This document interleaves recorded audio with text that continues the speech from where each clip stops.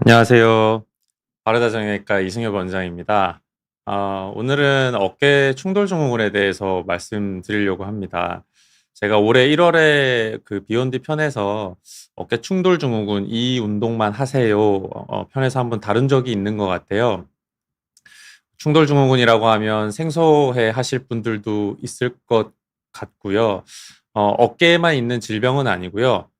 손목, 뭐 고관절, 발목 관절 그런 곳에도 발생할 수 있는 질환입니다.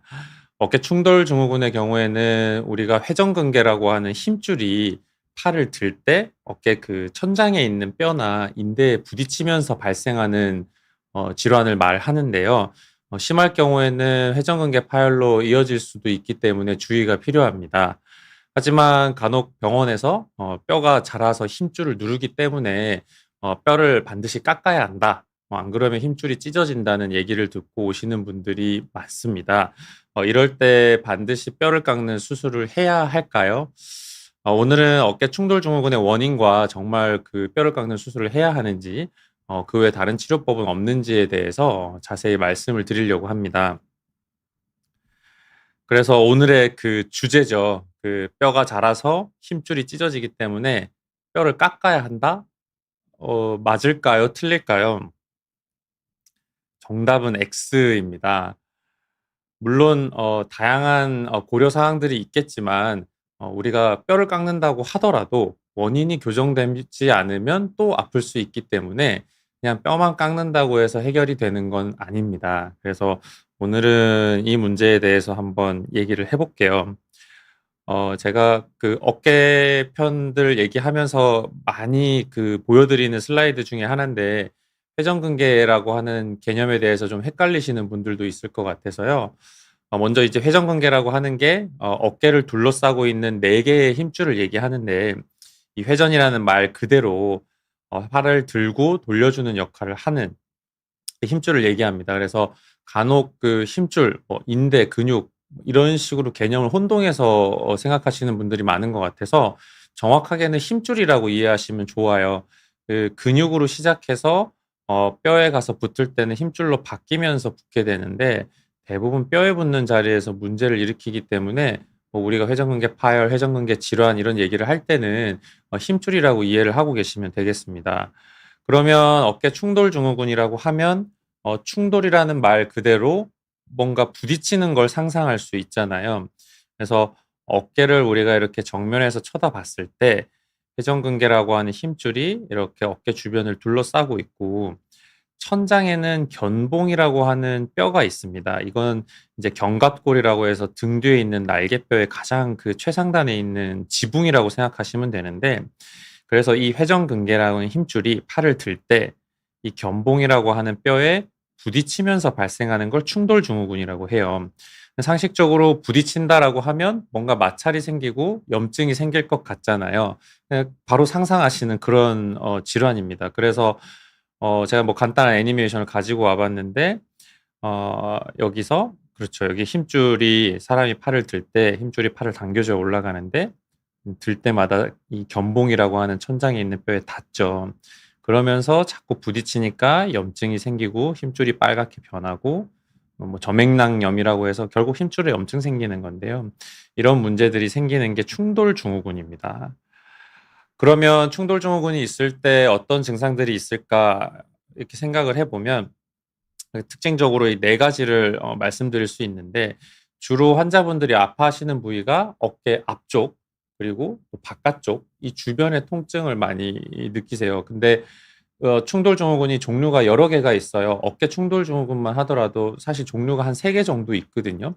근데 이제 제가 말씀드린 이 내용은 보통 견봉이라는 뼈에 힘줄이 부딪히는 거기 때문에 뭐 견봉하 충돌 증후군이라고 하지만 그 외에 뭐 앞쪽에 있는 뼈랑 부딪히는 경우 뒤쪽에서 힘줄이 끼면서 뭐 부딪히는 충돌 증후군도 있어서 일반적으로는 다르지만 우리가 대부분 견봉하 충돌 증후군이라고 해서 앞서 보여드린 모식도에 나온 그런 게 대표적이기 때문에 주로 앞쪽 바깥쪽에서 통증을 느끼고 제일 중요한 게 이 2 번입니다. 특정한 자세에서 아파요. 팔을 내리고 있거나 뭐 여기 좀 내린 상태에서 쓸 때는 크게 불편함이 없는데 바로 힘줄이 그 견봉이라는 뼈에 부딪히는 순간에 문제가 생기는 거니까 우리가 그 부딪히는 동작이 팔을 아래쪽에서 쓸 때는 괜찮은데 대충 한 90도 정도 들어서 뭔가 움직일 때 아까 모식도에서도 봤지만 힘줄이 팔을 들어주다가 보면은 대충 한 60에서 120도 사이 이 구간에서 힘줄이 견봉이라는 뼈에 많이 닿거든요. 그래서 오히려 팔을 위로 쭉 올려버리면 그 통증이 좀 없어지는 경향이 있습니다. 그래서 아래쪽과 아예 팔을 들었을 때는 별로 안 아픈데 중간에서 뭐 여기서 왔다 갔다 할 때 아프다든지 아니면 90도 정도 들어서 뭐 팔을 뒤로 넘기거나 뭐 이렇게 밑으로 내릴 때 아프다든지 이런 것들이 전형적인 충돌 증후군의 증상입니다. 밤이 되면 통증이 심해져요. 뭐 회전근개 질환들이 대부분 그런 경향이 있고 뭐 사실 50견도 밤에 통증이 좀 심해지는 건 있는데 특히 밤이 되면 우리가 낮에는 팔 무게가 이렇게 중력 방향 때문에 밑으로 이렇게 쭉 떨어져 있기 때문에 어깨 천장에 있는 그 견봉이라는 뼈와 이 아래쪽에 있는 힘줄 사이 간격이 상대적으로 팔무게가 이렇게 당기니까 그 간격이 넓어지는데 밤이 되면 누워 있으니까 팔무게가 밑으로 이렇게 축 떨어져 있던 그 무게감이 없어지잖아요. 그럼 상대적으로 이렇게 올라가는 효과가 생겨서 뭐 이제 주로 밤에 누워 있을 때 아프고 뭐 옆으로 누우면 이제 눌리니까 더 아프고 뭐 이런 것들이 있습니다. 그리고 아까 그 부딪히는 자세에서 특정한 자세에서 소리가 난다는 분들도 있는데 소리는 항상 나는 건 아닌데 소리 나는 것도 충돌 증후군의 증상일 수 있어요. 그러면 이 충돌 증후군이 도대체 왜 생기냐 생각을 해보면 결국은 그 이 견봉이라는 뼈와 아래쪽에 있는 회전근개라고 하는 힘줄 사이의 그 간격이 공간이 좁아지는 상황들은 모두 다 충돌 증후군의 원인이 될 수 있습니다. 그래서 여기 그 상완골이라고 하는 거는 바로 이 힘줄이 붙어 있는 팔 뼈거든요. 이 상완골과 견봉 사이 공간이 줄어드는 상황. 예를 들어 뭐 퇴행성 변화 때문에 이제 뼈가 자라는 거 오늘 주제죠.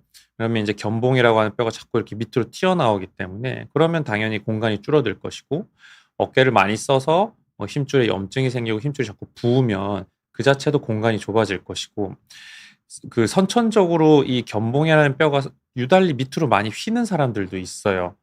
그 외에 견봉과 그 바로 옆에 요 쇄골뼈가 있거든요. 둘 사이에 만나는 작은 관절이 있는데 거기서 염증이 생겨서 뭐 뼈가 자라거나 관절이 붓거나 해도 바로 옆이니까 또 부딪히는 게 이제 자극이 될 수 있죠. 두 번째로 이 회전근개 질환들이 있는 경우 회전근개라고 하는 힘줄 자체가 이 위쪽에 있는 이 팔뚝뼈 아까 그 보이신 상완골을 그 되게 이렇게 관절 안으로 이렇게 쭉 잡아주는 역할을 하는데 힘줄 자체가 기능이 많이 약해지거나 끊어져서 그 기능을 못하면 어깨 관절이 불안정해지면서 상대적으로 이 어깨뼈가 관절에 딱 밀착이 안 돼 있고 이게 좀 벌어지면서 이렇게 위로 올라가는 효과를 또 내는 경우가 있거든요. 그래서 이런 것들이 충돌 증후군의 다 원인이 될 수 있습니다. 그래서 병원에 가서 엑스레이를 찍었더니 어깨뼈가 자라서 그게 이제 힘줄을 자꾸 누른다. 이런 거를 우리가 엑스레이로 볼 때는 어깨를 정면에서 찍었을 때 정확히는 완전 정면이 아니라 한 정면 위에 한 30도에서 밑으로 약간 내려다보는 방향으로 엑스레이를 찍으면 이렇게 보이는 게 정상적이에요. 팔뚝뼈가 있고 천장에 뼈가 있는데 이 천장뼈 바닥이 이 견봉의 바닥이 일자로 평평해야 되는데 옆 그림을 보면 어떤가요? 제가 똑같이 일자선을 그어 보면 아래쪽에 뭔가 하얀 게 튀어나온 걸 볼 수가 있죠. 바로 이게 견봉이 이제 자랐다. 이것 때문에 힘줄이 손상될 수 있다. 병원에서 그런 말씀을 듣는 게 다 이런 내용들이고 정면에서 찍은 걸 말고 측면에서 찍은 사진을 보면 그 견봉이 이렇게 긴 형태로 이렇게 비스듬하게 보입니다. 마찬가지로 일자로 선을 그었을 때 밑에 튀어나온 게 없고 평평해야 되는데 여기는 보면 꼭 무슨 새 부리처럼 끝부분이 하얗게 이렇게 뼈가 자란 걸 볼 수가 있죠. 이런 식으로 뼈가 자라는 모습들이 엑스레이에서 보입니다. 그래서 이게 제가 진료실에서 쓰는 그 어깨 모형인데 제가 한번 사진을 찍어 와 봤어요. 그래서 정면에서 봤을 때 회전근개 힘줄이 요 빨갛게 보이는 것이고 견봉이 위에 보이는 요 뼈, 측면에서 보면 아까 왜 엑스레이에서 본 것처럼 견봉은 이렇게 비스듬한 방향으로 길게 생겼죠. 아래쪽에 힘줄이 있고 요렇게 그 비스듬한 뼈 끝부분에서 일로 가는 인대도 하나 있어요. 꼭 마치 이렇게 시옷자 형태의 지붕이 형성이 되는데 그래서 정상적으로 팔을 내리고 있을 때는 이런 형태고 팔을 이렇게 옆으로 쭉쭉쭉쭉 들다 보면 이 힘줄 끝부분이 인제 그 견봉하고 거의 가까워져서 여기서 거의 다알랑말랑하죠. 근데 보통은 우리가 큰 문제가 없었을 때는 이 회전근개 힘줄이 이 견봉 아래를 크게 이렇게 충돌하진 않고 그냥 이렇게 부드럽게 넘어갑니다, 그 기능이 좋을 때는. 그런데 아까 그 엑스레이 그 모양처럼 예를 들어 뼈가 자랐을 때 이 집에서 그 우리 아이들이 갖고 노는 그 클레이를 제가 이렇게 붙여 놓은 건데 모형에다가 뼈가 자라면 아까 안 자랐을 때랑 비교해서 자라니까 이렇게 빨갛게 이렇게 뼈가 튀어나와 있으니까 생각만 해도 이 힘줄이 뼈에 닿아서 눌릴 것 같잖아요. 그냥 팔을 들어도 당연히 이 힘줄이 뼈에서 충돌을 자꾸 하겠죠. 이게 그 충돌 증후군의 전형적인 형태라고 보시면 됩니다. 그래서 그러면 도대체 뼈가 왜 자랄까? 우리가 크게 보면 이제 이 세 가지 원인이 있는데요. 1 번 반복적인 충돌하고 마찰, 이게 인제 핵심입니다. 우리가 팔을 들 때 아까 그 회전근개라고 하는 힘줄이 견봉 그 아래에 있는 좁은 공간을 자꾸 통과하면서 지속적으로 이렇게 마찰을 하잖아요. 근데 마찰이 장기간 반복되면 그 뼈 아래쪽에 있는 뼈를 덮고 있는 그 골막, 뼈를 덮고 있는 막, 그리고 그 아까 앞쪽에 보이던 인대, 이런 것들이 자꾸 미세하게 손상이 되니까 이 우리 몸은 손상된 부위를 자꾸 보호하고 안정화하려는 반응이 있기 때문에 뼈를 쪼끔씩 자라게 만들어요. 그게 보상작용 같은 거거든요. 네, 그리고 인제 두 번째로 가장 중요한 게 인제 이 퇴행성 변화인데, 자꾸 나이가 들면서 뭐 그 어깨 주변에 있는 뭐 관절을 싸고 있는 관절막, 인대, 힘줄이 점차 약하고 탄성이 인제 떨어지니까 힘줄도 얇아지고 공간도 좁아지면 그 견봉, 아까 그 어깨 천장뼈 하부에 자꾸 그 부하가 집중이 돼요. 스트레스가 집중이 돼서 자꾸 뼈가 자라는 거거든요. 우리가 무릎 관절에서도 퇴행성 관절염 오면 뼈가 막 두꺼워지고, 왜 어르신들 손가락 관절염 오면 뼈 마디마디 두꺼워지잖아요. 그런 것들이 다 퇴행성 변화 때문에 뼈가 자라는 것이거든요. 그리고 세 번째로 아까 잠깐 말씀드렸지만 견봉이라는 뼈 자체가 일자로 평평하지가 않고 이렇게 아래쪽으로 굽어서 선천적으로 생기는 분들이 있어요. 인제 그런 분들이 더 이 뼈가 더 빨리 자랄 가능성이 있습니다. 근데 이제 정리를 해 보면 바로 이 견봉이라는 뼈가 자라는 이유가 그 지속적으로 자꾸 이렇게 그 기계적으로 충돌을 하고 미세한 손상이 생기니까 뼈가 보상적으로 자꾸 자란다는 이 개념하고, 나이가 들면 들수록 퇴행성 변화 때문에 뼈가 자란다, 이런 게 복합적으로 생기는 거니까 사실은 뼈가 자란 게 원인은 아닌 거예요. 뼈가 자란 게 충돌 증후군의 원인이 아니라 오랜 기간 충돌 증후군이 반복이 되니까 보상작용이나 퇴행성 변화 때문에 2 차적으로 뼈가 자랐다고 이해를 하셔야 돼요. 그래서 자꾸 뼈를 깎으면 뭔가 해결될 것 같다고 생각하지만 그게 아니라 사실 뼈는 죄가 없는 거예요. 그 아까 마지막에 선천적으로 견봉이라는 뼈가 좀 아래쪽으로 휘는 사람들이 있다 그랬잖아요. 그 모형에서 보면 이런 평평한 형태로 태어나는 게 일반적이지만 약간 요렇게 아래쪽으로 굽은 사람, 또 꼭 후크, 이렇게 갈고리 모양처럼 이렇게 그 굽은 사람, 이런 분들도 있습니다. 안타깝지만 이런 분들이 쪼끔 더 잘 그 충돌 증후군이 생길 가능성이 있고, 아무래도 이런 경우가 평평한 경우에 비해서 회전근개 질환들이 발생할 확률이 조금은 높아요.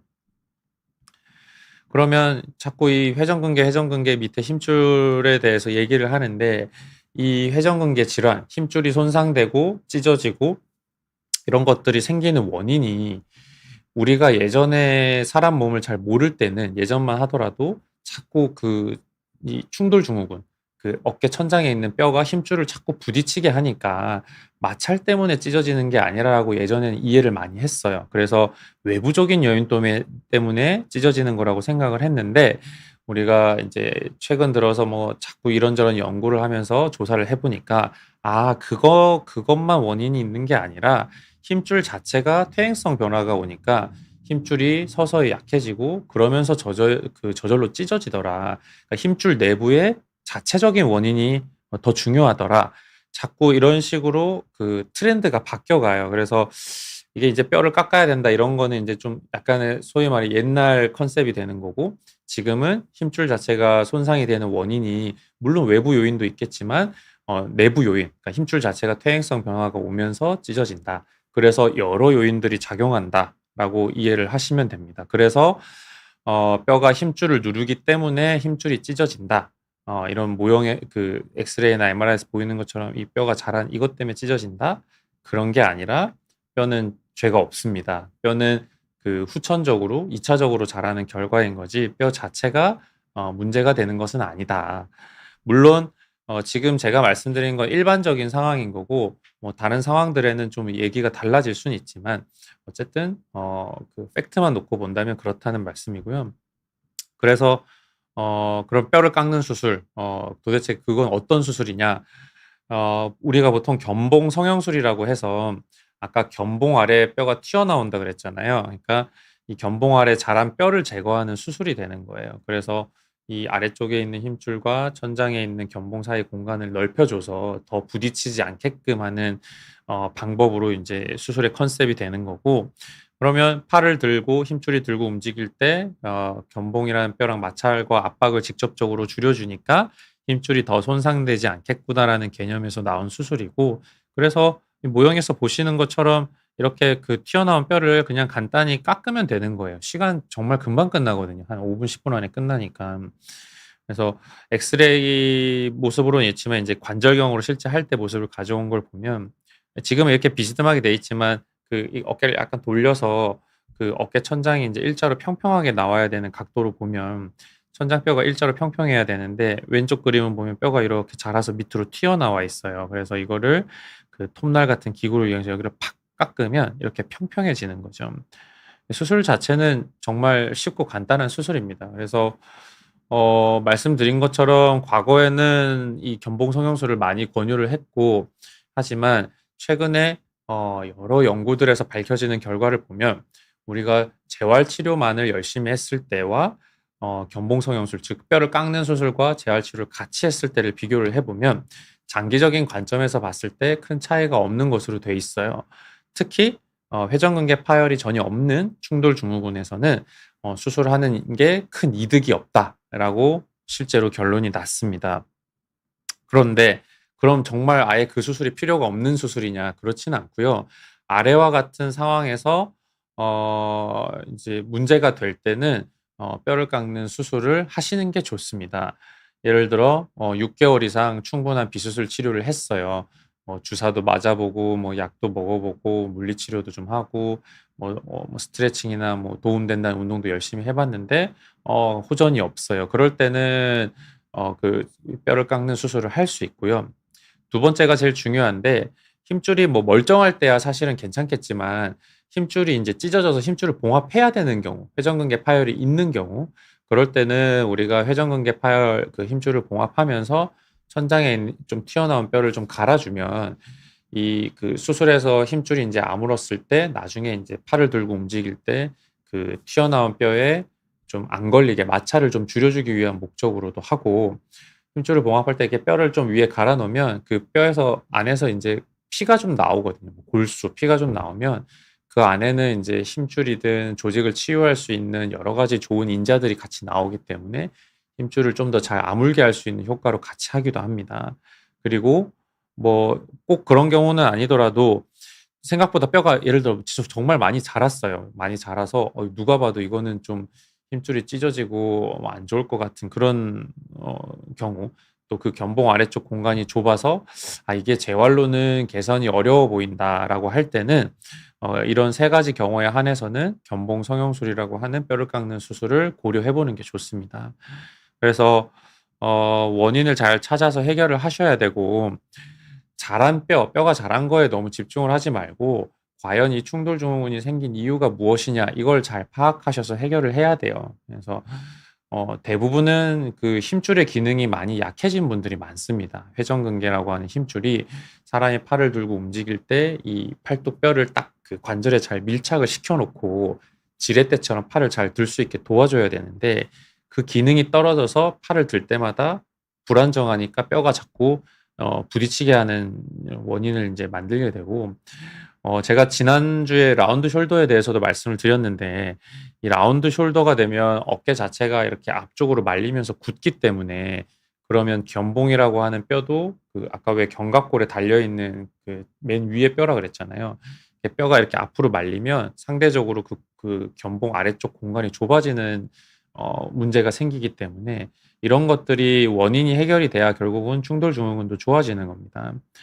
이 회전근개라고 하는 이 힘줄이 이 그림이 좀 생각보다 되게 중요한 그림인데, 우리가 force couple이라고 해서 짝힘이라고 많이 부르는데, 어깨가 이제 구조적으로 좀 복잡하니까 항상 그 위아래 양옆 이렇게 밸런스가 맞아야 돼요. 우리가 무슨 얘기냐면, 정면에서 봤을 때 사실 사람이 팔을 들 때는 이 겉에 있는 삼각근이라고 하는 근육이 가장 중요하거든요. 우리 왜 웨이트나 이렇게 그 하다 보면 이 어깨 뽕처럼 이렇게 볼록 튀어나오는 그 근육이 있잖아요. 삼각근이 팔을 들어줘야 되는데, 얘가 그냥 팔을 당긴다고 팔이 바로 올라가는 게 아니라 이 극상근이라고 하는 회전근개 힘줄의 제일 위에 있는 이 힘줄이 실제로는 이 어깨뼈를 이 견갑골이라고 하는 날개뼈에다가 약간 밀착을 시켜줘야 돼요. 얘가 이렇게 지렛대처럼 얘는 힘줄 이 뼈를 약간 아래쪽으로 이렇게 눌러주고, 삼각근이 이렇게 들어주고, 그러니까 얘가 이제 지렛대 원리를 이용해서 얘는 눌러주고 얘가 들어줘야 이제 힘줄이 그 팔이 잘 올라가거든요. 이제 이런 개념이고, 위에서 내려다 봤을 때 앞쪽에 있는 힘줄, 뒤에 있는 힘줄도 이렇게 딱 밸런스가 맞아야 돼요. 그래야 어깨가 조화롭게 움직이는데, 그래서 만약에 이 회전근개 기능이 약해져서 충돌 증후군이 생기는 거라면 약해진 쪽을 키워서 균형을 맞추면 해결될 문제입니다. 뼈를 깎는다고 되는 게 아니라.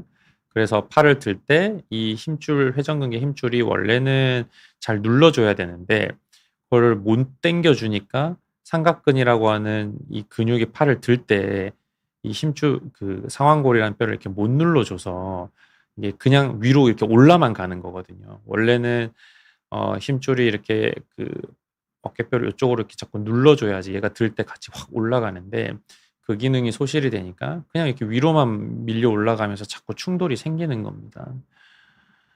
우리가 그러면 이제 치료를 할 때는 대부분 뭐 비수술 치료는 뭐 약물 치료, 물리 치료, 뭐 주사 맞는 거, 뭐 충격파도 요즘엔 많이 하게 되는 것 같고, 재활 운동 치료, 제가 늘 말씀드리지만 가장 중요한 비수술 치료, 이런 것들을 많이 시도를 하게 되고, 이제 잘 치료가 안 될 때는 견봉 성형술, 뼈를 깎는 수술을 이제 고민을 해봐야 되는 거죠. 근데 경험상 보면 자세 교정이나 이런 재활 운동만으로도 좋아지는 경우가 굉장히 많습니다. 그래서 이 재활 운동들이 크게 보면 스트레칭하고 근력 강화 운동, 이제 근력 운동으로 나뉘게 되고요. 이 운동의 원칙은 이제 이게 제일 중요하죠. 굳었으면은 일단 스트레칭해서 굳은 거를 이제 빨리 늘려야 됩니다. 근데 뭐 내가 이제 어깨가 굳어서 잘 안 되는데 근력 운동만 열심히 한다 그래서 좋아지는 건 아니거든요. 굳었으면 일단 늘려서 스트레칭해서 운동 범위를 회복을 해야 되고, 두 번째로 굳은 게 없다. 그러면 그때부터는 근력 운동을 해서 이제 키우면 됩니다. 그래서 항상 강조드리는 게 견갑골 안정화 운동, 등 뒤에 날개뼈를 딱 이렇게 잘 잡아줘서 어 일단 그 지지를 먼저 딱 해줘야 되고, 기둥을 먼저 잘 세워줘야 되고, 그 다음에 회전근개 힘줄을 강화하는 운동을 해서 하면은 회전근개 질환이든 뭐 충돌 증후군이든 이럴 때 굉장히 도움이 많이 돼요. 스트레칭에 대한 거는 제가 작년 말인가요? 50견에 대해서 한번 발표를 한 적이 있어서 50견 운동편을 좀 참고하면 도움이 많이 될 것 같고요.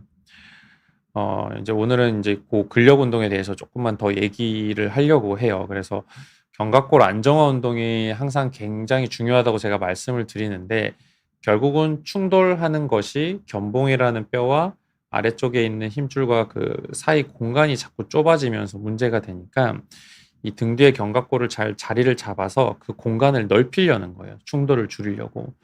그러기 위해서는 이런 근육들을 많이 키워야 돼요. 승모근 다 잘 아시죠? 위에서부터 이렇게 붙어서 아래까지 있는. 근데 이제 위쪽 승모근보다는 아래쪽 승모근, 그리고 뭐 능형근이라고 해서 등 뒤에 날개뼈를 이렇게 안쪽으로 모아줄 수 있는 근육, 그다음에 전거근이라고 해서 이 날개뼈를 이 갈비뼈 있는 데다 이렇게 밀착을 시키는 근육, 이 세 가지 근육을 많이 키워야 돼요. 그래서 이 견갑골 자체가 이렇게 자꾸 앞으로, 뒤에서 봤을 때 앞으로 자꾸 이렇게 말리면 이 앞쪽에서 자꾸 충돌을 하기 때문에 말리지 않고 뒤에다가 딱 이렇게 어깨 펴진 어깨처럼 딱 잡아줘야 되는 거거든요. 일단 그게 먼저 돼야 되고, 그러면서 동시에 회전근개 힘줄을 같이 강화시켜주는 운동을 해서 아까 그 그림에서 보는 것처럼 팔을 들 때 자꾸 위쪽에 충돌하지 않고 힘줄이 회전근개가 뼈를 이렇게 누르면서 올라가게끔 안정적으로 운동이 가능하게끔 만들어 주셔야 됩니다. 그래서 제가 그 1월 달에 이 편에서 이 운동편에 대해서 많이 말씀을 드렸고 한번 그 편을 참고하시면 좀 도움이 될 것 같고요. 제가 이번에 잠깐만 언급을 하고 넘어갈게요. 그리고 그전에 그 어떤 저기 질문이 그 하나 올라와서 제가 한번 답변을 드리고 넘어가려고 하는데요. 박지연 님께서 40세 여자입니다. 어깨를 돌릴 때마다 소리가 나서 병원에 갔더니 충돌 증후군이래요. 주사도 여러 번 맞고 충격파도 많이 했는데 소리도 여전히 나고 통증도 있어요. 수술해야 될까요? 충돌 증후군이 일단은 맞는지 한번 의심은 해봐야 될 것 같고, 이 비수술 치료를 하셨던 기간이 얼마나 되는지가 좀 중요할 것 같아요. 소리가 나는 원인은 사실 굉장히 다양합니다. 충돌 증후군, 그러니까 힘줄이 자꾸 뼈나 인대에 부딪히면서 나는 마찰음 때문에 소리가 날 수도 있지만, 어깨 자체가 불안정한 거. 그러니까 어깨가 이제 움직일 때 잘 잡혀서 돌아가야 되는데 어깨가 불안정하면서 자꾸 이렇게 뼈끼리 부딪히는 이런 마찰음 있잖아요. 이런 것들이 들리는 경우도 있고 뭐 여러 가지 이유가 있을 수는 있는데 만약에 소리가 나는 게 정말 충돌 증후군 때문에 소리가 나는 게 맞다라면 그리고 특히 그 소리가 팔을 한 60도에서 120도 이렇게 돌리는 이런 각도에서 주로 특정 각도에서만 소리가 나는 거면 충돌 증후군이 가능성이 높습니다. 근데 주사 여러 번 맞고 충격파 많이 했는데 소리도 여전히 나고 아프다라고 하면 일단은 이제 충격파 같은 경우가 많이 하셨는데 별로 효과가 없으면 사실 굳이 더 하는 건 의미는 없을 것 같고요. 주사를 어떤 주사를 어디에다 놨냐가 굉장히 중요합니다. 그러니까 뭐 저한테 찾아오시는 분들 중에 주사 많이 맞았다고 하시는데 대부분 제가 여쭤보면 어떤 주사를 맞았는지 그 주사를 어디다 맞았는지 이런 걸 대부분 잘 모르고 계세요. 그래서 뭐 영상이나 이런 거 혹시 그 갖고 계신 거 있으면 가져와 오셨으면 좋겠다 해서 보면 그 생각보다 주사를 좀 원인 부위가 아닌 엉뚱한 데에다 놓은 경우도 되게 많습니다. 그래서 이게 정확한 치료가 됐는지가 좀 일단 관건이고 만약에 정확한 치료가 되는데도 계속 아프다. 그런데 지금 제가 말씀드린 재활 운동이나 이런 걸 적극적으로 해본 적이 없다라고 하시면 적어도 2달에서 3달 정도는 재활 운동을 정말 열심히 해보시길 추천을 드려요. 만약에 그렇게 했는데도 정말 호전이 없다라고 하면 한번 MRI를 찍어보는 게 좋겠습니다. MRI 찍으신 게 있는지는 모르겠지만 찍어서 혹시 동반병변, 충돌 증후군 외에 진짜 회전근개가 파열이 됐다든지 아니면 그 외에 다른 문제가 있는데 우리가 그걸 놓치고 있는 게 아닌지 체크를 해보고 정말 충돌 증후군인데 해결이 안 된다? 그러면 수술을 하시는 게 좋죠. 그래서 하여튼 요런 것들을 잘 고민해 보시고 결정하셨으면 좋겠습니다. 하나만 더 보고 넘어갈까요? 여기 은우 님께서 근데 사실 이거는 저도 잘 모르겠어요. 이게 단순 호기심에 질문을 주신 것 같은데 요즘 제니 때문에 직각 어깨가 유행이잖아요. 직각 어깨가 실제로 어깨 건강에 좋나요? 개인적인 생각으로는 사실은 직각 어깨는 별로 좋지 않다고 생각합니다. 이게 이제 사람의 그 자연스러운 체형과 그 어깨는 그 목에서 어깨 그 승모근을 통해서 팔로 떨어지는 라인이 이런 사선 형태로 보통 떨어지죠. 근데 그 직각 어깨가 사실은 그 연예인 분들처럼 정말 마른 체형의 어깨도 넓지 않고 좁은데 이게 이제 어깨가 이제 상대적으로 약간 이렇게 위로 올라가는 효과가 나잖아요. 그러니까 이런 어깨가 아니라 약간 이제 이렇게 돼 있는 어깨인 거죠. 근데 보통은 이제 그런 어깨가 그 뭐 이제 뭐 직업이라든지 나이라든지 생활 습관이라든지 다 다르긴 하겠지만 일반적으로 어깨가 약간 이렇게 위로 말려 있는 느낌을 많이 받기 때문에 그러면 이 승모근이 되게 경직되고 단축돼 있을 확률이 많고요. 실제로 그런 이 위로 올라가는 어깨는 아까 말씀드린 그 충돌 증후군이 더 잘 생길 가능성이 있습니다. 왜냐하면 이렇게 어깨가 이렇게 위로 말려 올라가니까 팔도 같이 딸려 올라가잖아요. 그러면 어깨 천장에 있는 견봉이라는 뼈와 아래쪽에 있는 힘줄이 자꾸 부딪힐 가능성이 많아서 뭐 증상이 없다면 상관이 없겠지만 인위적으로 직각 어깨를 만들려고 이 어깨를 움츠리거나 그런 게 좋은 방법은 아닌 것 같다는 생각이 드네요. 일단은 좀 이어서 말씀을 드리고 다시 질문에 대해서 한번 답변을 드리도록 하겠습니다. 그 근력 운동 도구는 제가 여러 번 강조를 하지만 이제 인터넷에서 고무 밴드 타입을 구매하시면 좋겠어요. 그래서 세라밴드 뭐 또는 뭐 재활 밴드, 고무 밴드 이렇게 치면 대부분 10,000원 이내에서 구매를 할 수 있기 때문에 색깔별로 강도가 다 다르고 그중에서도 빨간색이나 초록색, 파란색 뭐 요 정도 범주 안에서 쓰시는 분들이 많고 그냥 빨간색 정도가 제일 무난하신 것 같아요. 그래서 요거는 인제 아령을 이용해서 하는 운동인데 한 1kg에서 2kg 정도 되는 아령을 가지고 누워 있으신 상태에서 아령을 들고 팔을 이렇게 위로 뻗는 거예요. 뻗으면 인제 어깨 등 뒤에 있는 견갑골이 바닥에서 이렇게 뜨는 그 힘을 받거든요. 그러니까 이걸 반복적으로 하면 우리가 그 전거근이라고 해서 그 견갑골을 이 갈비뼈 있는 데다 딱 밀착을 시켜주는 근육이 있는데 그 근육을 많이 활성을 시키는 겁니다. 뭐 비슷한 형태로 서서 벽에다가 뭐 이렇게 좀 작은 그런 고무 공이나 이런 걸 잡고 대고 이렇게 앞쪽으로 미는 힘을 주는 것도 좋거든요. 이 견갑골 안정화 운동의 대표적인 건데 펀치 운동하는 게 도움이 많이 됩니다. 그리고 제가 뭐 강조하는 견갑골 안정화 운동 3개 거의 항상 운동편 할 때마다 맨날 보여드리는 건데요. 외전 운동이라고 해서 앞쪽에 고무 밴드를 뭐 이런 뭐 창틀이든 뭐 방문이든 뭐 어디 손잡이 같은 데 묶어 놓고 잡고 팔을 이렇게 90도 정도 앞으로 든 상태에서 옆으로 그 뒤쪽으로 당기는 거죠. 주의하셔야 될 거는 인제 힘을 쓰는 방향이 순전히 어깨 힘으로만 써야 되는데 이게 잘 안 되면 인제 인위적으로 몸통을 회전해서 바깥쪽으로 돌리려고 하시는 분들이 있어서 고렇게는 하시면 안 되고 요렇게 어깨 힘으로 팔 힘으로만 당겨야 됩니다. 항상 강조하는 거 당겨서 3초 정도 버티고 천천히 되돌아가는 거. 당기는 거보다 천천히 되돌아가고 버티면서 되돌아가고 이게 훨씬 중요합니다. 이게 바로 외전 운동이고요. 그다음에 로잉 그 밴드를 묶어 놓은 상태에서 노젓는 것처럼 이렇게 뒤로 당기는 거죠. 똑같은데 뒤 당길 때 당기는 것보다 버티면서 버티고 버텼다가 돌아오는 과정에서 천천히 돌아오는 게 중요하고 지나치게 엉덩이 뒤까지 당기려고 하실 필요는 없습니다. 영상에서 보면 이렇게 뒤로 당겨서 3초 정도 버티고 또 천천히 돌아가는 거. 그리고 신전 운동 요 하여튼 여기까지 제가 이 3개를 항상 강조를 하죠. 그래서 똑같은 자세에서 이번에는 뒤로 팔꿈치를 구부리지 않고 팔꿈치를 편 상태에서 당기는 거. 지나치게 엉덩이 뒤까지 당기실 필요는 없습니다. 그래서 이렇게 쭉 펴서 뒤로 좀 당겨서 3초 버티고 천천히 되돌아오고 그 밴드 형태로 하는 운동은 자신감이 생기시면은 강도를 늘리고 싶으면 밴드 색깔을 위로 올려도 되는데요. 뭐 빨간색 쓰다가 초록색, 파란색 뭐 나중에 더 센 것도 있지만 그냥 그 밴드를 예를 들어 2줄로 잡는다든지 아니면 밴드 자체를 좀 더 타이트하게 잡으면 강도가 많이 올라가기 때문에 뭐 한 가지 색깔 밴드로도 어느 정도 그 약간의 강도 조절을 할 수 있습니다. 이제 그전까지가 견갑골 안정화 운동의 대표적인 거고 지금부터가 그 회전근개 힘줄을 강화하는 운동이거든요.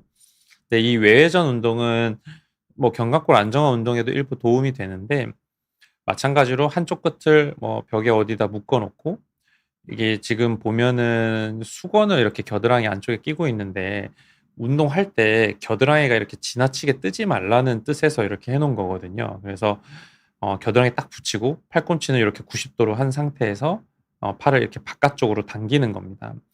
주의해야 될 게 겨드랑이가 벌어지면 안 된다. 그래서 영상으로 보면 이렇게 당긴 상태에서 좀 천천히 버티면서 천천히 되돌아오는 거. 뭐 수건을 꼭 끼지 않으셔도 상관은 없고 겨드랑이가 벌어지지만 않으시면 되고요. 열심히 당긴다고 당기시는데 팔꿈치를 이렇게 90 도로 유지한 상태에서 벌려야 되는데 각이 그 힘이 드니까 몸통 자체를 돌려서 이렇게 회전을 하신다든지 하다가 겨드랑이가 뜬다든지 겨드랑이는 안 떴는데 팔꿈치를 그냥 펴고 있다든지 이런 동작은 안 됩니다. 그냥 순전히 팔꿈치 다 90도 구부려지고 겨드랑이 안 뜬 상태에서 몸통은 고정하고 팔만 회전을 해야 되는 거예요. 이 외회전 운동이 도움이 많이 되고 꼭 이렇게 한쪽 끝에다가 묶어 놓고 하지 않으셔도 내가 그냥 밴드 자체를 양손으로 타이트하게 잡고 양손을 이렇게 쭉 당기면서 같이 하는 동작도 괜찮습니다. 오히려 그게 이제 밸런스 맞추기는 좀 더 좋은 것 같고요. 내가 몸을 반대로 돌리면 내회전 이제 반대로 안쪽으로 당기는 운동도 동일하게 할 수 있죠. 똑같이 겨드랑이가 벌어지지 않게끔 하는 거고 그래서 묶어 놓고 겨드랑이 벌어지지 않게 팔꿈치 90도 맞추고 안쪽 이제 바깥쪽에서 안쪽으로 당기는 겁니다. 그래서 바깥쪽에서 안쪽으로 당기고 3초 정도 버티고 또 돌아갈 때 천천히 버티면서 돌아가는 거. 그리고 이게 이제 이제 위로 드는 극상관을 강화하는 이제 회전근개 강화 운동인데요. 한쪽 끝을 이렇게 발로 밟고 계시면 좋습니다. 그래서 양쪽으로 뭐 하셔도 되고 한쪽 팔로 하셔도 되지만 양쪽 하는 게 밸런스 맞추기가 좋아서 밴드를 쥐고 팔을 드는데 견갑면으로 들어 올린다는 말이 되게 생소하실 텐데 우리가 어깨 자체가 정확하게 뒤쪽에 견갑골이라는 뼈가 완전히 지면근과 평행한 게 아니고요. 실제로는 약간 30도 정도 앞으로 약간 말려 있거든요.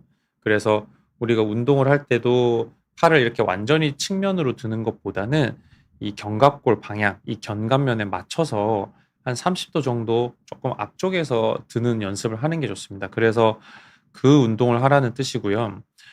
이게 완전히 옆도 아니고 완전히 정면도 아니고 이 옆에서 한 30도 정도 전방 방향에서 팔을 위로 드는 연습을 하는 겁니다. 그래서 팔을 지나치게 위로 드실 필요는 없고 한 어깨 높이까지만 이렇게 들고 내리시면 됩니다. 그래서 똑같이 들 때 너무 들 때보다는 들고 이제 끝까지 갔을 때 한 3초 정도 버티고 내려올 때 천천히 버티면서 내려오는 거 그 행위에 집중을 많이 하시면 좋을 것 같아요.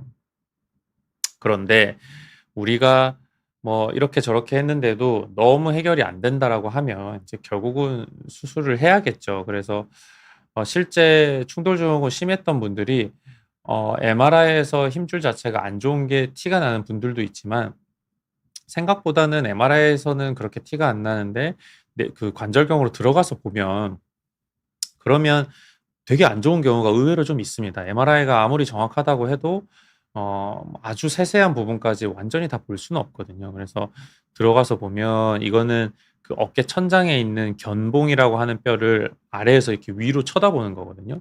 그럼 그 뼈 아래쪽 부분도 뭔가 이건 이제 골막이라고 해서 뼈를 덮고 있는 막인데 깨끗하지가 않고 딱 봐도 뭐가 너덜너덜하죠. 그리고 그 아래쪽에 있는 회전근개 힘줄도 정말 힘줄이 되게 깨끗한 매끈한 표면이어야 되는데 보면 꼭 무슨 이런 잔디밭처럼 이렇게 너덜너덜합니다. 이게 실제로 MRI에서는 그렇게 티가 안 나도 들어가서 보면 이런 분들이 있어요. 근데 이런 경우는 이 뼈가 이렇게 좀 아래쪽으로 자라 있는 거를 톱날 같은 기구를 이용해서 잘라주기도 합니다. 그래서 6개월 이상 비수술 치료를 충분히 했는데도 불구하고 호전이 없다라고 하면 이제 실제적으로 이렇게 안 좋은 분들도 있기 때문에 수술하는 걸 고려를 해봐야 됩니다. 자, 마지막으로 정말 뼈를 깎아야 될까라는 그 질문으로 되돌아와서 원칙적으로만 얘기를 하면 뼈를 깎는 수술이 무조건 필요한 것은 아니다. 중요한 거는 충돌 증후군의 원인, 또 회전근개 파열이 있는지 없는지, 그리고 비수술 치료를 얼마나 했는지 이런 것들을 고려해서 종합적으로 고려해서 결정을 하셔야 되는 게 맞고요. 뼈가 힘줄을 누르기 때문에 찢어지는 게 아닙니다. 아까 말씀드린 것처럼 힘줄 견봉이라는 뼈가 자라는 건 반복적인 충돌 때문에 의한 뼈의 보상작용 그리고 퇴행성 변화 때문에 의해서 뼈가 자라는 것. 그래서 이런 것들 때문에 뼈가 자라는 거고 충돌 증후군의 결과로서 뼈가 자라는 것이지 이 뼈가 자랐기 때문에 뭐 힘줄을 찢어지고 뭐 이게 앞뒤 순서가 바뀐 거예요. 원인과 결과가. 그래서 회전근개 힘줄이 기능이 약화됐다든지 견봉 아래쪽의 공간이 뭐 감소됐다든지 이런 원인들을 찾아서 원인을 치료를 하셔야 반드시 좋아집니다. 그래서 우리가 그런 원인들을 찾은 다음에 다른 문제가 크게 없는 이제 분들의 경우는 대부분 자세를 교정하고 재활 운동만으로도 좋아지는 경우가 굉장히 많기 때문에 이런 것들을 잘 참고하셔서 노력을 해 보셨으면 좋겠어요. 제가 오늘 준비한 내용은 여기까지고요. 질문을 조금 더 보고 끝내도록 할게요. 이사나 님께서요. 제가 석회성 예. 제가 어깨에 석회가 있다고 해서 어깨 석회성 건염인 줄 알았는데 진료 확인서에는 어깨 충돌 증후군으로 적혀 있었어요. 충돌 증후군과 석회성 건염 차이가 뭔가요? 체해 충격파 한 번 받고 3-4일 후에 1회 더 받아보라고 하는데 3일 지났는데 어깨 통증이 거의 없어서 꼭 체해 충격파 치료를 받으러 가야 할까요? 자, 일단은 어 진료 확인서에 충돌 증후군으로 적혀 있었다. 이게 이제 약간 이제 뭐 여러 가지 이유가 있을 것 같기는 한데 뭐 정확한 거는 인제 선생님한테 여쭤보시는 게 좋을 것 같은데 그냥 이제 진료를 보시다 보면은 좀 정신없이 바쁘고 할 때 우리가 모든 처방을 내거나 이렇게 입력을 할 때 이제 결국 진단 코드를 넣게 돼 있거든요. 근데 이제 정신이 없을 때는 좀 하다 보면 이렇게 습관적으로 넣는 코드가 있을 수도 있습니다. 그래서 뭐 그거는 인제 한번 저도 정확한 상황을 모르니까 담당 선생님한테 여쭤보시면 좋을 것 같고 충돌 증후군은 오늘 다 말씀드린 이게 내용이죠. 인제 어깨 회전근개라고 하는 힘줄이 팔을 들 때 천장에 있는 견봉이라는 뼈와 부딪히면서 생기는 문제들 뭐 염증도 될 수 있고 회전근개 힘줄 손상도 될 수 있지만 그게 충돌 증후군이죠. 그러니까 힘줄이 자꾸 충돌하면서 생기는 문제인 거고 석회성 건염은 말 그대로 석회가 있는 거예요. 그러니까 힘줄 속에 보통 석회가 생기거든요. 뭐 퇴행성 변화 때문에 생긴다는 설이 가장 유력하고 그래서 힘줄 속이든 힘줄 주변에 석회가 생겨서 그것 때문에 염증이 생기는 거죠. 충돌해서 염증이 생기는 거, 힘줄 속에 석회가 있어서 염증이 생기는 거. 바로 그게 주 차이가 될 거고요. 충격파는 사실상 이게 인제 우리가 일반적으로 권유하는 건 질병마다 쪼끔씩 다를 수는 있는데 대부분 4 번에서 6번 정도를 권유하는 게 추세인 것 같아요. 저희 병원도 충격파 치료를 굉장히 많이 하고 있고 또 충격파 학회나 이런 데서 좀 활발히 활동도 하고 있지만 대부분 4 번에서 6 번 뭐 좀 더하면 8 번까지도 하고 간격은 일 주일에 1번 하는 경우도 있고 일 주일에 2번 하는 경우도 있고 그런 것 같아요. 개인적으로는 저는 일 주일에 2번 하실 수 있으면 2번 오시라고 하는데 만약에 사연자님께서 1번 했는데 진짜 통증이 거의 없다라고 하면 일단 지켜는 볼 수 있다고 생각하지만 불편한 느낌이 쪼끔이라도 있다든지 아니면 지금 크게 평소에는 괜찮은데 충격파할 때 통증이 꽤 있었다라고 하면 그래도 3-4번 정도는 해 보시고 끝내시는 걸 추천을 드립니다. 사실상 충격파를 1번 했다고 해서 효과가 갑자기 확 나타나지는 않거든요. 우리가 몇 번 해서 인제 누적을 시켜 줘야 그래야 인제 효과가 나타나는 것이기 때문에 내가 뭐 아예 안 아프고 전혀 불편함이 없어서 좀 그렇다면 좀 지켜볼 수도 있겠지만 그래도 한 3-4번 정도는 받아 보시는 걸 추천드립니다. 네. 그리고 A 님께서 비슷한 제 답변이 될 것 같은데요. 보통은 4 번에서 6 번까지 받는 것 같고요. 충격파 몇 회까지 받는 게 좋냐고 여쭤보셨는데 2주 정도 지나니 다시 아파온다라고 하면 이게 지금 3번 정도 받으셨으니까 어 쪼끔 1-2번 더 해 보실 수 있을 것 같고 그런데 이 가장 중요한 게 간격이 좀 규칙적이어야 돼요. 이렇게 하다 보면은 저는 인제 일 주일에 2번 오세요. 뭐 이렇게 예를 들어 그러면 한 3-4일 간격으로 규칙적으로 탕, 탕, 탕, 탕 이렇게 오면 좋은데 환자분들이 바쁘시다 보니까 이번 주에 또 시간이 돼서 한 3번 오고 또 바빠서 한 2주 못 오고 이런 식으로 막 너무 이렇게 들쑥날쑥하면 효과가 좀 떨어지는 경향이 있어요. 그래서 규칙적으로 받아서 효과를 좀 보긴 봤는데 좀 지나니까 또 아프다. 그러면 3번 정도 하신 거면 사실 좀 더 할 수 있다고 생각을 하고 근데 그랬는데도 크게 호전이 없다라고 하면 사실상 충격파로 효과를 보기는 힘든 경우라고 생각을 해요. 진단이 좀 잘못됐거나 충격파 치료가 환자분한테 맞지 않는 치료거나 그럴 때는 정확한 검사를 하거나 다른 치료 방법을 찾아보시는 게 좋을 것 같습니다. 어 망고민트님 질문이 하나 있네요. 좀 긴데요. 어깨가 너무 아파서 병원에 가셨는데 염증이 심해서 주사를 6번 맞았고 팔이 안 올라가고 통증이 심해서 힘줄이 너무 안 좋다고 MRI 검사해 보니 수술해야 한다고 하는데 수술 없이 회복이 될 수 있을까요? 일단은 MRI 영상을 봐야 될 것 같고요.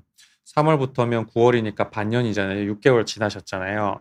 그리고 주사를 6번 맞으신 게 뭐 간격을 어떻게 해서 어떤 주사를 맞았는지를 좀 봐야 될 것 같은데 아무래도 뭐 좀 스테로이드 성분이 있는 주사도 맞지 않으셨을까 싶고 팔이 안 올라간다는 게 환자분 자체가 스스로 팔을 들어 올리는 게 안 된다는 의미인 건지 팔을 들 수는 있는데 들 때 아파서 팔을 못 들겠다는 건지가 좀 중요할 것 같기는 하나 어쨌든 MRI에서 또는 초음파에서 힘줄이 안 좋다라고 하면 힘줄 그 회전근개 파열이 있다는 얘기 같은데 파열 자체의 크기가 중요합니다. 환자분 나이하고 그 파열 크기가 중요한데 힘줄이 완전 파열이 있는 거면 힘줄이 완전히 뼈에서 떨어진 경우고 환자분이 뭐 50대가 이제 넘으셨고 증상도 6개월 정도 이상 됐다라고 하면 수술을 해야 될 가능성이 좀 있어 보이고요. 예를 들어서 부분 파열이다. 힘줄이 어느 정도 붙어 있고 그리고 부분 파열된 정도가 50% 미만이다라고 할 때 그러면 사실 조금 수술하기 아까운 경우기도 하거든요. 이제 그럴 때는 내가 재활 운동을 좀 열심히 해서 주변 그 근육을 강화하고 해서 통증을 좀 줄일 수 있다면 시간을 좀 벌 수 있습니다. 그런데 가장 중요한 거는 회전근개 힘줄 자체가 퇴행성 변화 때문에 오는 퇴행성 질환이니까 내가 주사를 맞든 운동을 하든 이 힘줄 자체가 구조적으로 원래 상태로 회복이 되는 건 아니거든요. 그러니까 관리를 잘해서 덜 아프게 만들고 속도를 느리게 하는 거지. 그러니까 그렇게 해서 아주 좋다면 지켜보겠지만 계속 아프다 그러면 수술을 좀 고민은 해봐야 돼요. 근데 이제 하여튼 MRI를 한번 봤으면 좋겠다는 생각이 좀 듭니다. 어, 아이야 네님께서요. 철봉에 매달려서 축 늘어지면 왼쪽 어깨만 좀 더 아프더라고요. 왜 그런 걸까요? 약간 비슷한 질문을 제가 전에 언제 본 적이 있는 것 같아요. 그 한쪽 어깨가 유달리 더 아프다면 그쪽 어깨에 문제가 있겠죠. 나이대가 어떻게 되시는지가 궁금한데, 뭐 일반적으로 왼팔보다는 오른팔을 많이 쓰는 오른손잡이들이 많으니까 많이 쓰지 않는 팔이 아프다. 근데 내가 매달릴 때 이쪽이 아픈 게 가동 범위가 안 나와서 아픈 거면 그거는 오십견 때문에 생기는 문제일 가능성이 많거든요. 연령대도 뭐한 50대, 60대 정도 되시는 분이.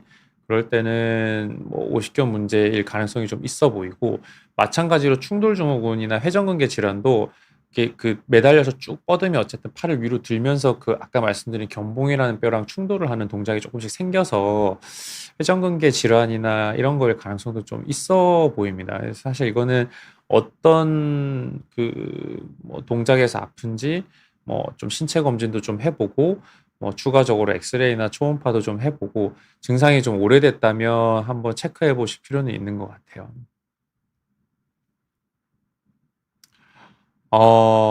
권승진님 거 한번 볼까요?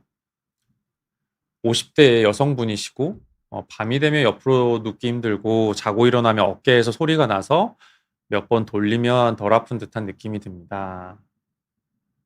어깨를 들어 올릴 때 아파야 한다는데 전 그런 증상은 드문 것 같습니다. 얼마나 더 지켜보고 병원에 가야 되냐요. 환자분이 신경이 쓰일 정도로 통증이 있으시고 3개월 이상 증상이 있다 그러면 병원에 반드시 가보는 걸 추천드립니다. 일단 밤이 돼서 옆으로 눕는 게 힘들고 자고 일어나서 좀 불편한 느낌이 있을 때는 회전근개 질환들일 가능성이 있어요.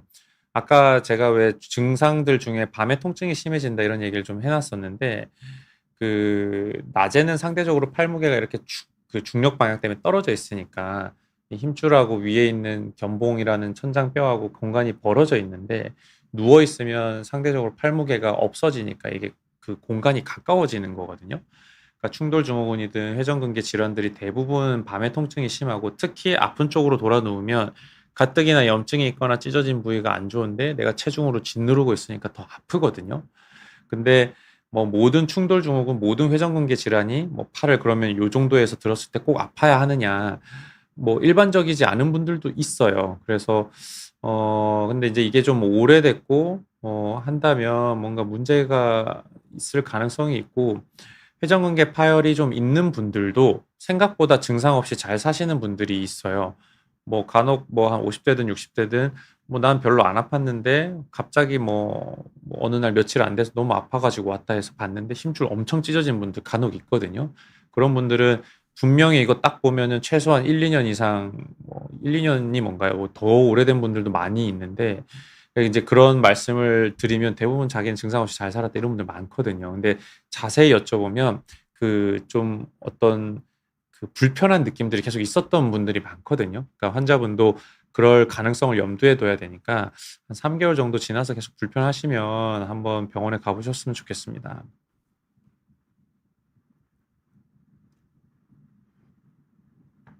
가로토님 분 질문 한번 볼까요? 특정 자세에서 움직일 때의 고관절이시군요. 네, 고관절 소리 수년째 지속됩니다. 통증은 없지만 가끔 소리가 큽니다. 관절에 좋을 것 같지는 않은데 그냥 놔둬도 되나요? 아니면 치료를 받아야 되나요?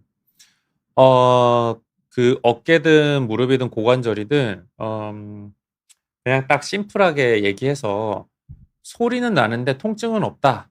그러면 뭐 굳이 치료를 받으실 필요는 없어요.